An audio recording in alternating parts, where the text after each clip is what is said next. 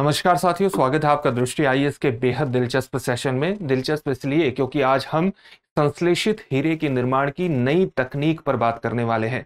हाल ही में नेचर पत्रिका में छपे एक लेख के अनुसार दक्षिण कोरिया के वैज्ञानिकों का एक समूह संश्लेषित हीरे के निर्माण में बेहद तीव्रता के साथ सफल हुआ है। यानी उसने संश्लेषित हीरे के निर्माण को केवल 15 मिनट में पूरा किया है। क्या है ये तकनीक, आज इन फोकस में समझने का प्रयास करेंगे। सबसे पहले देखते हैं कि इस पूरे टॉपिक के अंतर्गत हमारी चर्चा के सामान्य पक्ष क्या रहने वाले हैं।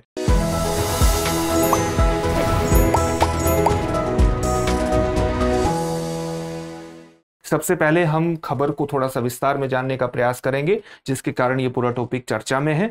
इसके बाद देखेंगे कि प्राकृतिक हीरे का निर्माण किस प्रकार से होता है, नई तकनीक जिसके माध्यम से संश्लेषित हीरे के निर्माण में दक्षिण कोरिया के वैज्ञानिक केवल 15 मिनट में सफल हुए हैं, वो तकनीक क्या है और इस तकनीक के सामने किस प्रकार की चुनौतियां हैं। अंत में आपके लिए एक अभ्यास प्रश्न होगा, जिसका उत्तर आपको कमेंट बॉक्स में कमेंट करके देना होगा। ये जो पूरा विषय है यूपीएससी की मुख्य परीक्षा के सामान्य अध्ययन प्रश्न पत्र 3 से जुड़ता है, विज्ञान एवं प्रौद्योगिकी जैसे खंड से जोड़ करके आप इसे देख सकते हैं। हम आगे बढ़े इससे पहले आप हमारे चैनल को सब्सक्राइब जरूर करिए और बेल आइकन दबाइए, ताकि हमारे सभी प्रोग्राम का नोटिफिकेशन आपको मिल सके, उन प्रोग्राम से आप जुड़ सके, उनका लाभ उठा सके। साथ ही इन सभी प्रोग्राम की पीडीएफ फाइल इनफोकस दृष्टि आईएएस के टेलीग्राम चैनल पर आपको उपलब्ध कराई जा रही है। डिस्क्रिप्शन में दिए गए लिंक पर जाकर के पीडीएफ फाइल डाउनलोड आप कर सकते हैं। तो सबसे पहले खबर पर नजर डालते हैं। आप जानते हैं कि हीरा एक बेहद अनमोल रत्न माना जाता है, लेकिन हीरे की जो निर्माण की प्रक्रिया है वो बहुत कठिन मानी जाती है, बहुत कठिन प्रक्रिया है। और प्राकृतिक स्थितियों में हीरे के निर्माण में हजारों साल भी लग सकते हैं। लेकिन अगर हीरे का निर्माण केवल 15 मिनट में हो जाए तो आप जानिए कि संश्लेषित हीरे के बाजार में किस प्रकार के क्रांतिकारी बदलाव आ सकते हैं।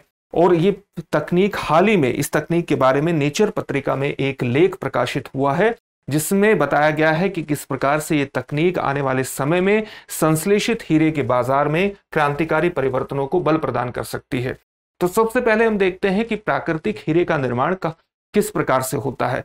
प्राकृतिक हीरे का निर्माण बेहद उच्च दाब और उच्च तापमान की स्थिति में होता है। और पृथ्वी के अंदर जो एरिया होता है, जिसको हम मेंटल एरिया के नाम से जानते हैं, यानी पृथ्वी के भीतर जो 70 किलोमीटर से लेकर 2891 किलोमीटर का एरिया है, भूपर्पटी के नीचे का एरिया है, जिसको हम इस एरिया के रूप में देख सकते हैं।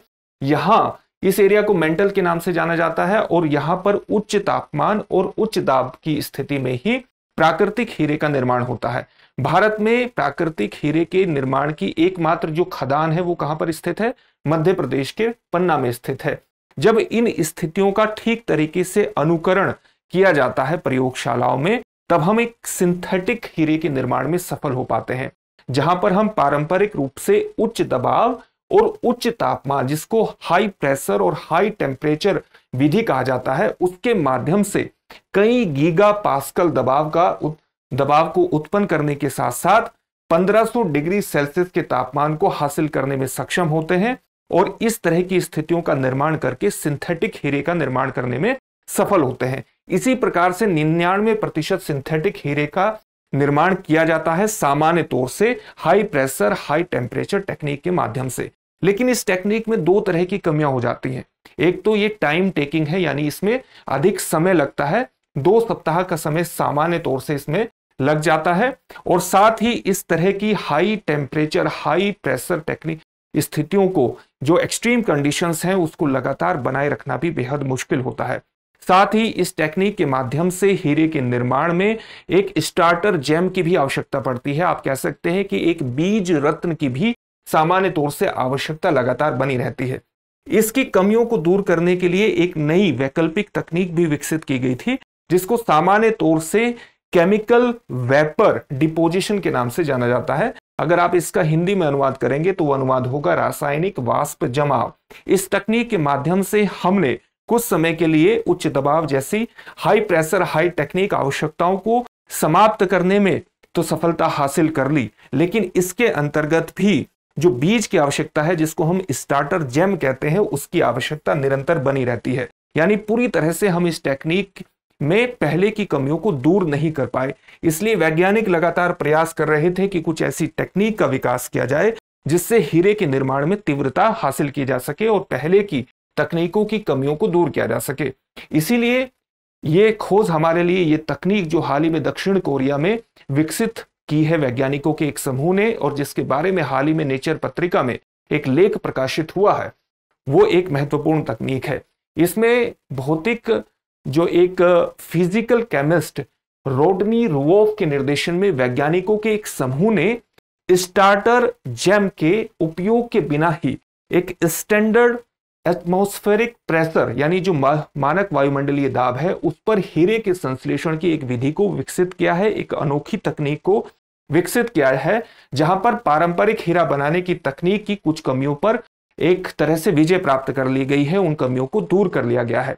शोधकर्ताओं ने क्या किया है, शोधकर्ताओं ने एक 9 लीटर का एक चैम्बर, इतना बड़ा चैम्बर आप मानिए, एक जो कि जिसकी कैपेसिटी 2.4 गैलन या 9 लीटर के बराबर है, इस चैम्बर में उन्होंने एक ग्रेफाइट क्रूसिबल इस प्रकार का रखा और इसमें एक आप कह सकते हैं कि इलेक्ट्रिकली हीटेड गैल्मियम के साथ उन्होंने थोड़ा सा सिलिकॉन मिलाया और इस पूरे चैम्बर से उन्होंने बहुत ही गर्म कार्बन से समृद्ध मीथेन CH4 का प्रवाह करवाया और इससे उन्होंने इस तरह की स्थितियों का निर्माण कर लिया कि जो हीरे के निर्माण का एक एक्सीलरेशन, हीरे के निर्माण की जो तीव्रता थी उसको प्राप्त कर लिया और 15 मिनट में इसके भीतर हीरे के निर्माण की प्रक्रिया शुरू हो गई और 2.5 घंटे के भीतर उन्होंने हीरे की एक प्योर फिल्म बनाने में सफलता प्राप्त की, जो एक प्रकार से शुद्ध हीरे को अभिव्यक्त करता है, लेकिन उसमें कुछ सिलिकॉन के अणु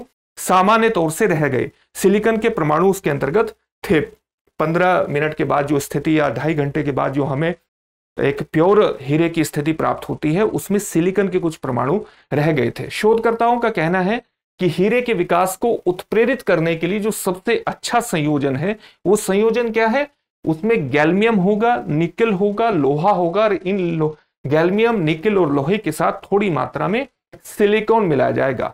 टीम ये मानती है, वैज्ञानिकों का समूह ये मानता है कि तापमान में गिरावट से मीथेन से कार्बन, यानी जो चैम्बर से हमने एक बहुत ही गर्म मीथेन का प्रवाह करवाया, तो तापमान में कमी होने से, तापमान में गिरावट से इस मीथेन से जो कार्बन था वो उस क्रूसिबल में प्रवेश कर गया, क्रूसिबल के केंद्र में चला गया, जहां पर ये धीरे धीरे, जहां पर ये मिलकर के इसके अणु हीरे के रूप में परिवर्तित हो जाते हैं, हीरे के रूप में परिवर्तित होते हैं। चूंकि सिलिकॉन हीरे के निर्माण के लिए आवश्यक होता है, इसलिए यह कार्बन के क्रिस्टलाइजेशन के लिए बीज का काम करता है। यानी कार्बन का जो क्रिस्टलाइजेशन हुआ वो किसके कारण हुआ, सिलिकॉन के कारण हुआ। और इस क्रूसिबल में आप जानते हैं कि गैल्मियम के साथ थोड़ा सा सिलिकॉन भी मिलाया गया था, जो कि कार्बन के क्रिस्टलाइजेशन के लिए और अंततः हीरे के निर्माण में केंद्रीय भूमिका निभाता है। लेकिन इस तकनीक में कुछ कमियां भी हैं। कमियां किस प्रकार की है, इस तकनीक की सबसे बड़ी कमी है कि इसके माध्यम से जिस हीरे का निर्माण हुआ है वो बहुत ही छोटे आकार के हैं और उनको आभूषणों में भी इस्तेमाल नहीं किया जा सकता। वैज्ञानिकों के अनुसार उनका जो इस्तेमाल है वो केवल पॉलिशिंग में किया जा सकता है, केवल ड्रिलिंग में किया जा सकता है। आप जानते हैं कि हीरा एक बहुत ही अत्यंत कठोर पदार्थ होता है और इसलिए ड्रिलिंग और पॉलिशिंग में उसका इस्तेमाल हो सकता है, लेकिन आभूषणों में अत्यंत छोटा होने के कारण उसका इस्तेमाल नहीं हो सकता। रिपोर्ट यह भी कहती है कि कम दबाव के कारण हीरे के संश्लेषण में उल्लेखनीय वृद्धि संभव है, यानी आने वाले 1 या 2 साल में सिंथेटिक हीरे के बाजार में बहुत क्रांतिकारी परिवर्तन करने में यह सक्षम है।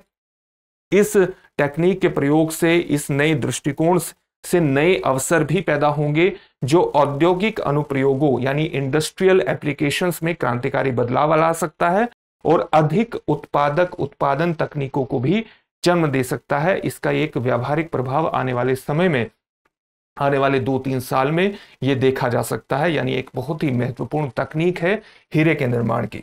इससे संबंधित एक प्रश्न भी देख लेते हैं। प्रश्न क्या है, भारत की एकमात्र हीरा खदान कौन से राज्य में स्थित है?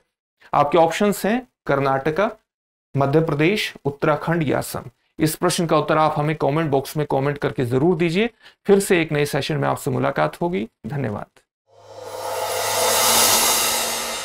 डियर व्यूअर्स, अपने एग्जाम की तैयारी को और बेहतर करने के लिए हमारे चैनल को लाइक, शेयर और सब्सक्राइब करना न भूलें।